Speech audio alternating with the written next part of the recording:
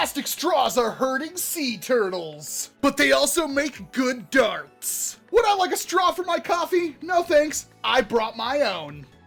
I'm Walcom S7 and bustin' makes me feel good. Welcome to day 13 of TAGBAXMAS, the show where we take a look at blasters from the past to see what it can offer us today, the present, and this time! We do a BOOMco. Yeah, you might have seen a BOOMco blaster before and have no idea what it is because the brand has been dead for quite some time now. BOOMco launched in the early 2010s and it was a fantastic line that everybody hated because it didn't shoot standard foam darts. Well, except for intellectuals like me, because foam darts, I like them as an ammo type, don't get me wrong, but the foam part of the foam dart is usually pretty bad because they just aren't very durable. You step on a foam dart once or you shoot it too close to a wall, the head gets bent, you never want to use it ever again. They fall apart. It is a reusable ammo type, but it could be improved. While Hasbro had NERF, arguably the largest toy blaster brand there is, Mattel decided to enter the arena with BOOMco, and their idea was straw darts. A much smaller diameter than the 50 caliber foam darts we're used to, the BOOMco straw darts are not like a typical brittle straw-like material that will crack when you bend it. They're more of like a rubbery material, akin to like something like a pixie stick. And the heads on these darts are rubber, and the rubber had this unique feature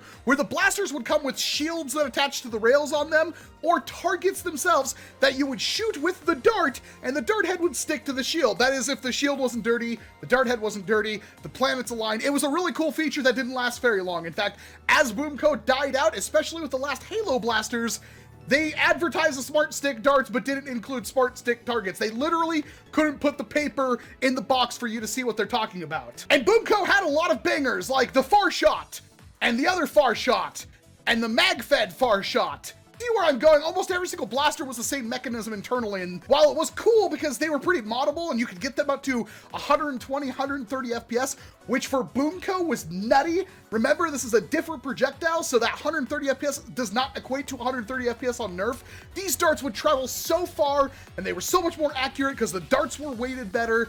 It was wonderful, but also boring because literally every blaster was the same, and they were all springers, and it was kind of hard sometimes to prime them because you had to put pretty stiff spring loads because they had smaller plunger tubes. And then they did a couple of flywheel blasters. And I do mean a couple. This is one of two. The other one is the absolutely magnificent Colossal Blitz.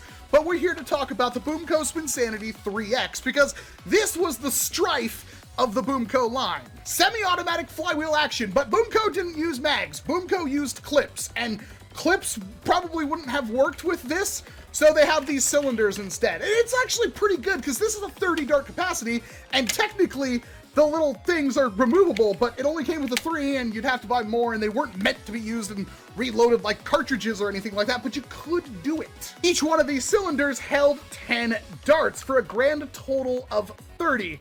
Now the gantry itself that the cylinders are in is locked into place, but when the cylinder is not actually feeding into the blaster, they're free spinning, which is both cool because obviously you could reload your blaster on the fly, but also bad because they would free spin. And that meant that if you could only load in 5 darts, you'd have to be really careful if you were indexing it into the firing position, or otherwise you'd be firing blanks until you actually got to your darts. The way it worked is the pump right here has a locking button. You press the button, pull the pump back, and it rotates and it switches which cylinder the gantry is on. So now I have 10 darts located in the cylinder, and it works exactly like any other flywheeler. Rev button, firing trigger, semi-automatic, and is powered by 6 AA batteries. So we just let those flywheels rev up. Pretty loud because again, 6 AA's as opposed to like the Strife's 4, and this is a thrifted blaster.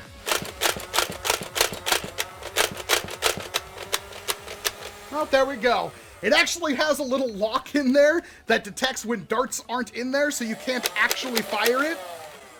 Something you would immediately remove if you modded this. And yes, this is a moddable blaster, and it was quite well modded at the time. Now, short darts were a thing, but short darts were either something you bought overseas from Worker or something like that, and that was a brand new thing at the time, or you made them yourselves, which many wars actually wouldn't let you use because I don't know about you, but I don't exactly want to get hit by solid hot glued domes with BB skis in them, or washers with little felt pads that usually fell off. Now others will disagree, of course, but that is a safety hazard. BOOMco darts didn't really hurt, and they flew exceptionally far and were very accurate. You would outgun pretty much every Nerf blaster with a BOOMco one that was modded. But then 3D printers became more affordable. 3D printed designs were more ubiquitous. The Caliburn became a thing from Captain Slug, and BOOMco pretty much died in the hobby at that point. And the hobby wasn't even the biggest part of their sales, because at this time, Nerf was killing it, as was Buzzbee. And Dart Zone was starting to emerge, and they might have been the final nail in the coffin for BOOMco, and they just couldn't have any shelf space anymore. But the darts were superior, and honestly, BOOMco darts might even be better if they're cut down into short darts, but modability-wise, it's kind of hard to make a sealed breech.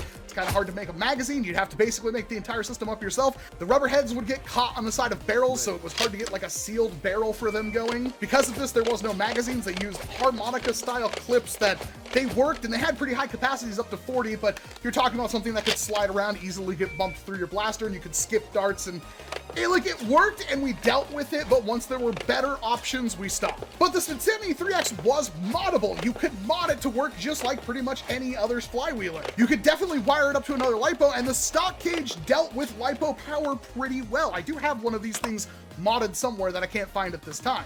The flywheels themselves were like two plastic discs with a rubber thing in the middle, and the dart would connect with the rubber part. And of course, rubber would have a lot of gripping strength, and it would just yeet that dart out of there like none other. Even back before we figured out that the closer those flywheels are together and the more power you give those flywheels, the harder they fling darts. That's why we talk about crush when it comes to modded flywheel cages, because the more you crush the dart, the more power you impart on that dart. But these were rubber flywheels, so they were just nasty. In fact, I know there was a couple of these that were modded just to shoot foam darts, and they did it exceptionally well. But the problem was, if you made them spin faster than stock with, you know, modded power and everything like that, those rubber flywheels would stretch out, and it didn't work. So to mod the flywheels, you would have to glue the two pieces of plastic like an Oreo cookie, sandwich that all together and glue it so that rubber couldn't morph very much. And that did work, and you got some pretty incredible performance that basically made this thing keep up with even the modded Springer BOOMco blasters. And 30 rounds is pretty easy to load up on the fly, no magazines or anything like that. It was a pretty compelling blaster at the time, and like I said, the brand is completely dead. The last thing I saw that shot any BOOMco darts whatsoever was a Batmobile toy.